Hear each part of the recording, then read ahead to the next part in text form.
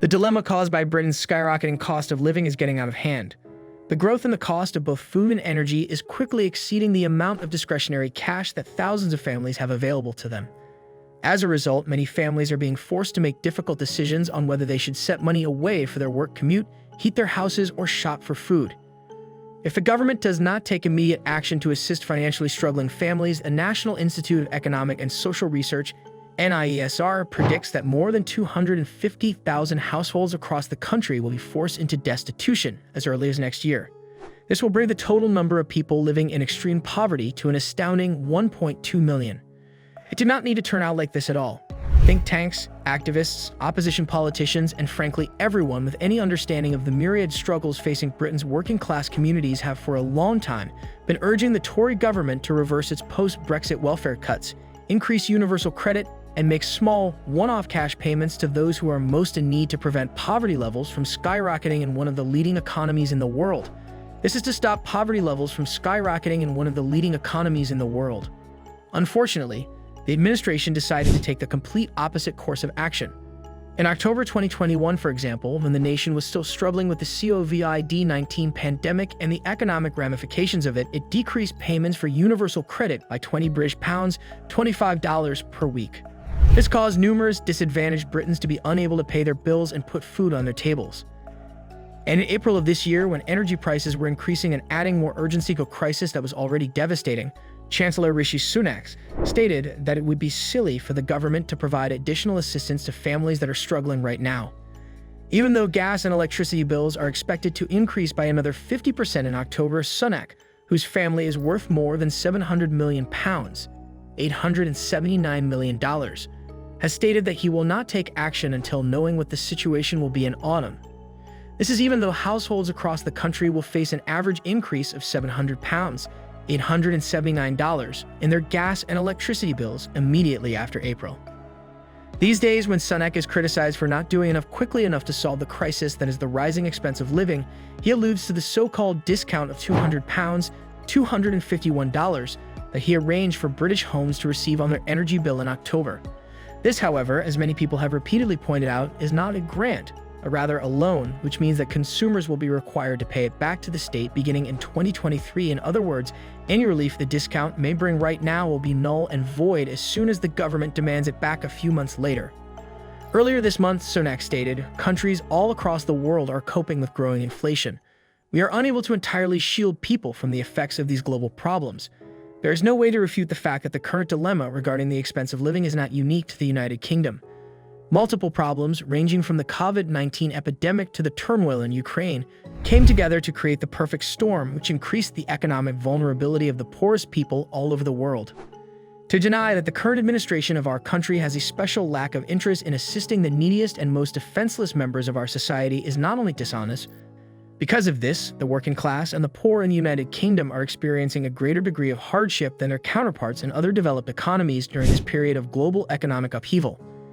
In the United Kingdom, nurses who have full-time jobs have admitted that they use food banks to feed their family.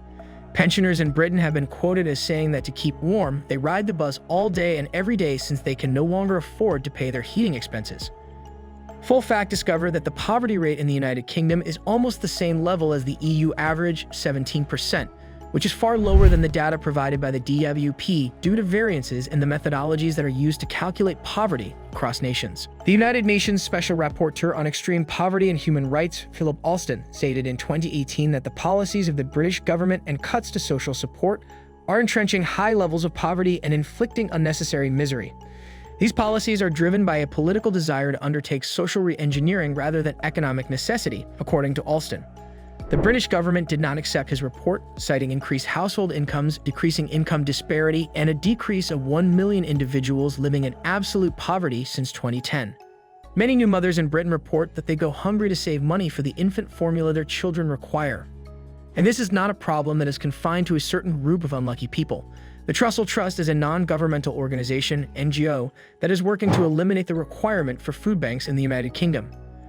According to the Trussell Trust, food banks in their network supplied 2.1 million emergency food parcels between April 1, 2021 and March 31, 2022, which is an increase of 14% over the previous year. 830,000 of these packages were intended for youngsters and were distributed to them. According to the findings of a study conducted by the Food Foundation, in this country, around 1 in 7 adults live in homes where people have skipped meals, eaten smaller portions, or gone hungry all day because they could not afford or access food. Despite all of this, members of the government continue to behave as if all of this misery was an unavoidable consequence. Worse yet, they assert that the hopeless predicament that many of us people from working-class backgrounds in the United Kingdom find ourselves in is our fault, a result of our alleged incapacity to live our lives effectively. Recently, Conservative MP Lee Anderson argued in the House of Commons, without even a hint of irony, that food banks are generally unnecessary because the leading cause of food poverty is not actual poverty, but rather a lack of cooking and financial skills. Anderson argued that food banks are mostly unnecessary because the leading cause of food poverty is not actual poverty, but rather a lack of cooking and budgetary skills. Although his insensitive remarks were widely criticized by the general public, members of the opposition in Parliament and advocates for hunger relief, his colleagues in the Conservative Party were quick to rally to his defense, demonstrating that they share his erroneous notions about food insecurity. MP Brendan Clark-Smith, for example, produced an entire opinion piece for the Daily Express newspaper explaining why Anderson's inflammatory statements about food banks were actually completely spot on. This piece was written to defend Anderson's remarks, which the MP believed to be accurate. In the meantime, Member of Parliament Jacob Rees-Mogg, who previously stated that food banks are rather uplifting because they show what a compassionate society Britain is, stated that he would not have made Anderson's statements, but that this is only because he cannot cook himself. Anderson's comments were in response to Mogg's declaration that food banks illustrate how compassionate Britain is. There is no doubt that the problem and the cost of living in Britain is part of a bigger pattern.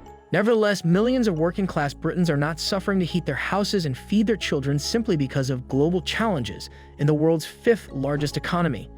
They are having difficulty as a result of the fact that our country is being guided through this crisis by a party whose members hold nothing but hatred and disgust for those who are economically disadvantaged. That's all for today, but tomorrow holds even more excitement. Feel free to post your valuable response in our comment section below.